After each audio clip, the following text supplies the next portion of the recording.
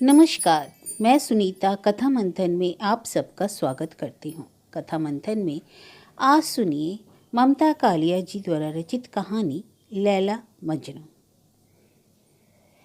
पहले ऐसा नहीं था। छोटा सा घर और रहने वाले थोड़े से, बस दो, पर कमरा एक।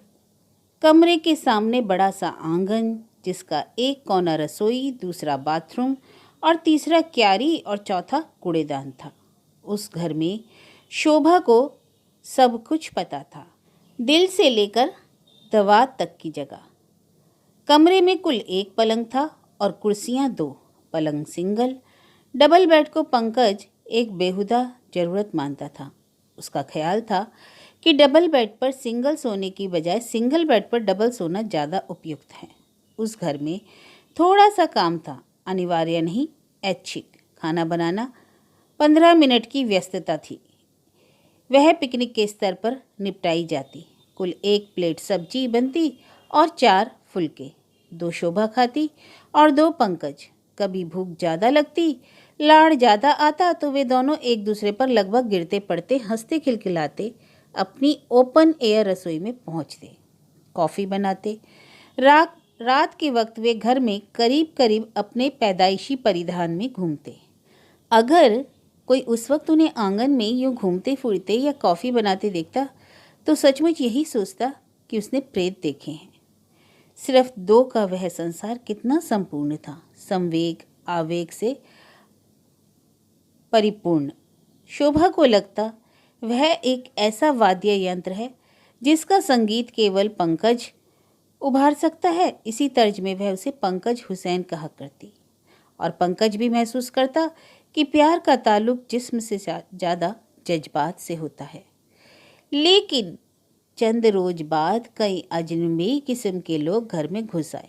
दूध वाला, धोबी, सब्जी वाला पिछले दरवाजे से, अखबार वाला, डाकिया और चंदा मांगने वाला अगले दरवाजे से। पर इनसे भी ज़्यादा त्रास्त था बिना खत बिना खबर अक्सर मेहमानों का वक्त बेवक्त चले आना।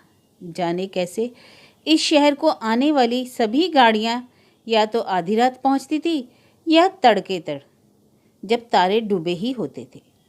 अक्सर आधी रात रिक्शे रुकते, उनमें से गोल बिस्तर बंद, टीन का ट्रंक और प्लास्टिक की टोकरी लिए उतरती हरे राम करती हुई वृद्धाएं, जो अपना प्रलोक सुधारने की खातिर उनका यही लोग कई दिनों के लिए चौपट कर देती। माघ के महीने में वे किसी तरह अपना जर्जर शरीर गाड़ी में डाल केवल मनोबल के सहारे संगम स्नान की आस लिए पधारती। स्टेशन से घर तक की यात्रा में वे बिल्कुल टूट जाती और घर कुछ इस अंदाज में पहुंचती जैसे यही परम धाम है। ऐसे ही एक वृद्ध दंपत्ति के आधी रात में आने पर वह आंखें मलती हुई उठ बैठी थी। पंकज ने जाकर दरवाजा खोला। वे उसके बचपन के मोहल्ले में रहने वालों में से थे, रिश्तेदार नहीं पर रिश्तेदारों से ज़्यादा अजीज।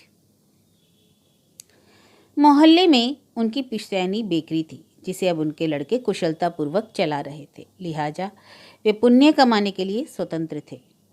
शोभा ने मुश्किल आंखें खोली, कपड़े पहने, ढीली ढाली एक अदद मैक्सी नहीं वरन साड़ी ब्लाउज, ताकि बाकायदा आंचल सिर पर डालकर पैर छूने की रस्म अदा की जा सके। वैसे उसे समझ नहीं आ रहा था कि 3 लोक से न्यारी नगरी मथुरा, जो स्वयं तीर्थ है, छोड़कर वह दंपति यहाँ क्या करने आए हैं, किंतु ऐसे सवाल पूछे तो नहीं जा सकते। फिर वह देर रात तक ठंड में दौड़ती रही, आंगन से कमरे और कमरे से आंगन तक। वे लोग टीन के कनस्तर में तरह तरह के बिस्कुट लाए थे। उन्होंने चाय के साथ पंकज और शोभा को बिस्कुट खिलाने चाहे। पंकज ने तो एक आध खा लिया, पर शोभा रात के उस वक्त बिल्कुल ना खा सकी। ज़्यादा कोशिश करने पर उसे खांसी उठ गई। बिस्कुट वाली वृद्धा उदास हो गई। लगता है शोभा को हमारे आने की खुशी नहीं हुई। शोभा ने प्रतिवाद में सिर हिलाया। उसने कहा कि उसका यह सौभाग्य था कि उनके दर्शन हुए। वह तो यहाँ रहते हुए भी संगम में नहीं नहाती। अब उनके साथ यह सुख हासिल होगा। 4 बजे तक आगंतुक कुछ कुछ व्यवस्थित हो गए। तब शोभा ने उनसे अनुरोध किया कि वे सोकर सफ़र की थकान उतार लें। इस पर वे हंस पड़े। अरे यह तो हमारे जागने का वक्त है, रास्ता बता दो, निपट आए। पंकज बिस्तर में सो गया था मुंह ढाँप कर, लेकिन शोभा नहीं सो सकी थी। मेहमानों के सामने इस प्रकार सोया भी तो नहीं जा सकता। शोभा का मन हुआ आंगन में ओस में जा लेटे।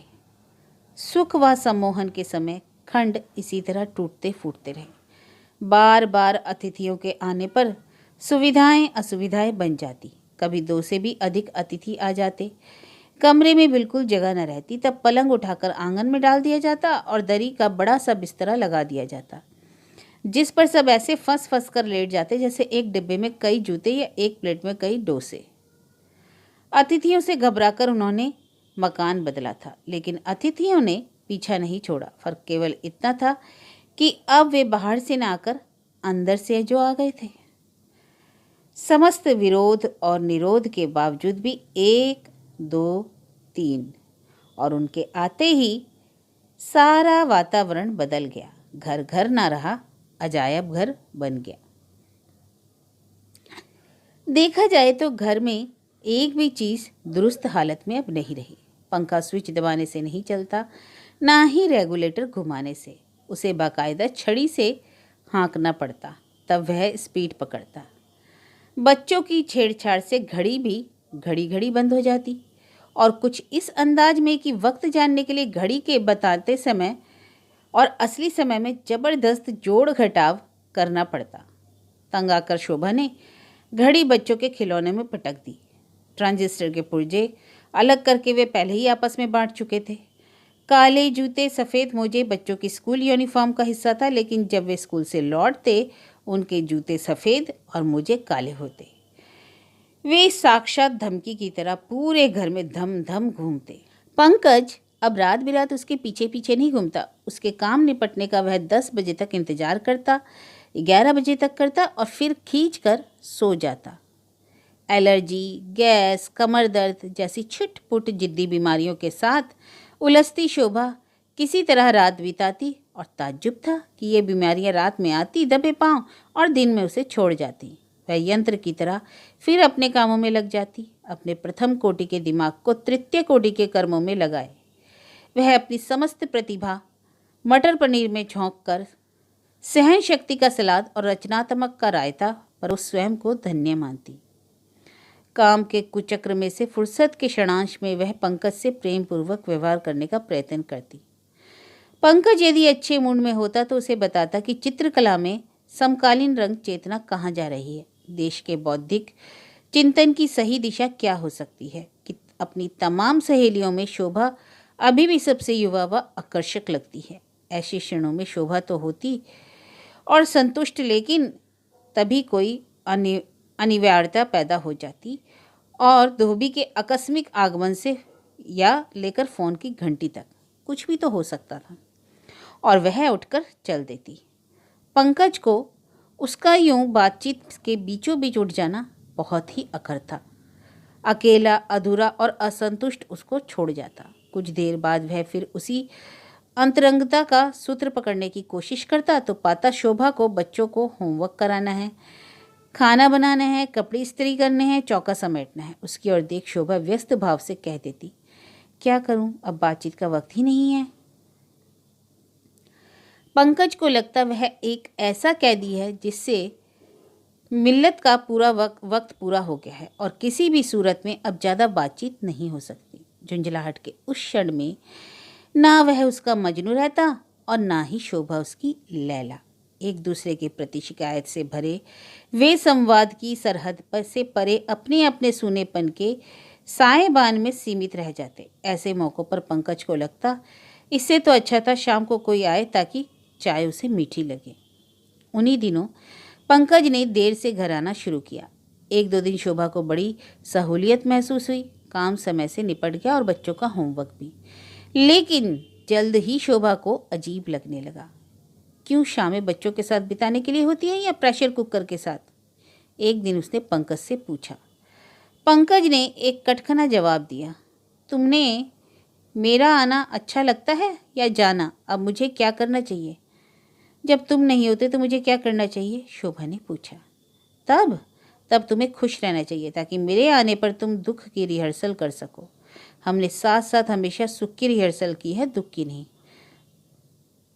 अब तुम उस लायक भी नहीं रही हो। शोभा तिलमिला गई। आजकल जब भी वे अकेले होते किचकिचाहट भरी बहस में पड़ जाते। शोभा कुछ भी कहती, पंकज उसका एक पैतरेबाज जवाब देता। दो धारे ब्लेड सा तीखा, तेज, संवाद की कमी, संभावनाओं का फाटक बंद करता हुआ उसका जवाब परस्पर संप्रेक्षण कर तेजाब की एक बूंद सा फैल जाता। उसका जवाब शोभा की समस्त संवेदनशीलता का उपहास करता। पंकज का सीधे सीधे विष था, नीला, पीला और हरा। मेरी समझ में से मुझे एक अच्छी पत्नी की तरह अब दिवंगत हो जाना चाहिए, शोभा ने कहा, पर पंकज ने कोई प्रतिक्रिया नहीं दिखलाई। वह वॉकआउट कर गया। शोभा का दिल जल गया। घर में आग लगी हो तो इंसान दमकल बुला ले, पर दिल की आग बुझा दे ऐसी दमकल कहाँ बनी है।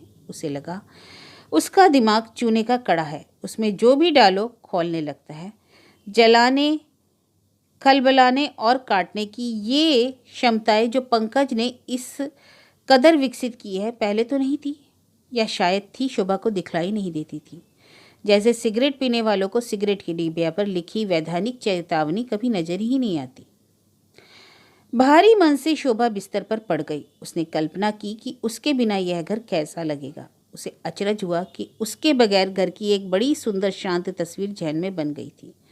समस्त दिनचर्या सुव्यवस्थित ढंग से निपटाई जा रही थी। वह कर्कश आवाज उसमें से गायब थी जो वर्तमान में चीखती रहती है, बेबी दूध जल्दी पियो, पंकज रेडियो धीमा करो, अरे मालती तुम अभी तक चिट्ठी डालकर नहीं आई, साइदा वह कपड़े लाने का वक्त है।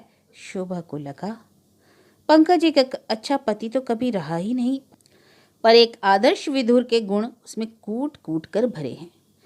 2 दिन भी शेव ना करे तो लगता है मानो अपनी बीवी का दाह कर संस्कार करके लौटा है। कुर्ते के बटन हमेशा टूटे ही रहते हैं। चंद उदास गजलें बार बार सुनना उसका सबसे प्रिय शगल है। उसकी आंखें जब खुली एकाएक समझ में न आया कि वह सुबह का वक्त है या शाम का, किंतु उसके सामने पेश है एक चाय का प्याला। यकायक कहाँ से आ गया। धीरे धीरे चेतना में भूगोल और इतिहास का क्रम बैठा तो पाया कि यह उसका अपना घर है और सामने जो खड़ा है उसका अपना निरा मजनू है, जो सारे दांत दिखाकर हंसता हुआ चाय पकड़ा रहा है। चाय की तलब लगी थी, तुम्हारे लिए भी बना ली। दूध बहुत ढूंढा, कहीं नजर ही नहीं आया। तुम फिक्र ना करो, मैंने दूध की जगह अपनी थोड़ी मोहब्बत मिला दी है, देखो पीकर। और लैला चाय पी रही थी।